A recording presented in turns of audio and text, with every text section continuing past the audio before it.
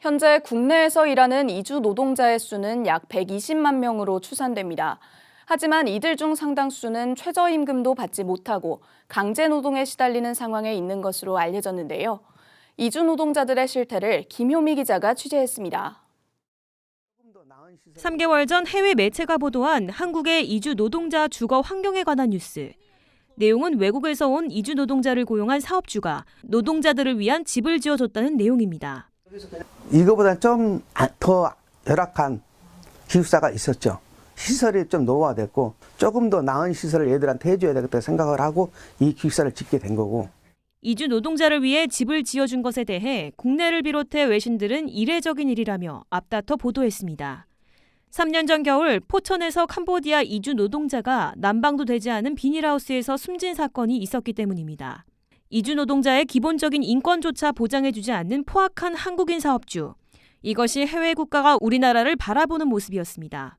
올해 기준 우리나라의 이주 노동자의 수는 약 120만 명에 이릅니다. 동남아 지역 등에서 E9 비자를 받고 들어오는 고용허가제 노동자와 중국 동포 등 H2 비자를 받고 들어오는 특례 고용허가제 이주 노동자, 거기에다 고용허가제만으로는 농촌의 노동인력 수요를 감당할 수 없어 도입된 계절근로자 노동자까지 소위 합법 노동자로 분류합니다. 불법 체류자인 미등록 이주민까지 더하면 그 수는 더 많습니다. 지난 30일 한국에 거주하는 이주 노동자들의 근로 환경을 개선하고 인권을 보장하기 위한 이주 노동자 메이데이 시위가 열렸습니다. 강제노동 철폐하라!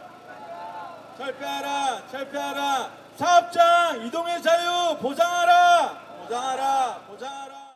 한국에 이주 노동자가 들어오기 시작한 30여 년 전부터 시작된 이주 노동자들의 시위. 그들이 수십 년간 요구하는 건 한결같았습니다. 사업장 이동의 자유, 고용 허가제 폐지, 국제노동기구 ILO 협약 준수, 강제노동 금지, 기숙사 보장 등입니다.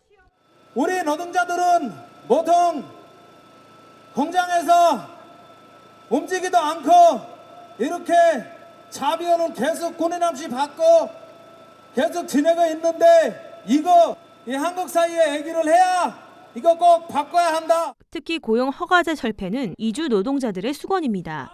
고용허가제란 고용노동부가 이주 노동자의 고용을 허가하는 제도로 이주 노동자가 사업장을 변경하고 이직할 권한을 전적으로 사업주가 갖게 된다는 내용을 담고 있습니다. 이주 노동자들을 오직 착취하기 위해 사업장 이동의 자유를 금지하고 노예 제도로 운영되는 고용허가제는 폐지되어야 합니다. 부자들만을 위한, 자본가들을 위한 이 모든 시스템은 바뀌어야 합니다. 이주노조 우다야라이 위원장은 끊임없이 한국 정부의 소리를 내고 있지만 바뀌는 것은 없다고 이야기했습니다. 처음부터 똑같은 요구를 가지고 지금 투쟁을 하고 있습니다. 이것 때문에 이주노동자들이 강제로 노동을 해야 되고 원하지 않아도 아파도 힘들어도 계속해서 일해야 합니다. 이거가 너무 부당하고 우리는 사람이 아니라라는 생각이 듭니다. 한국에. 현행 고용허가제는 외국인 노동자에 대해 국내 취업기간 3년 중 3회의 사업장 변경을 허용하고 있습니다.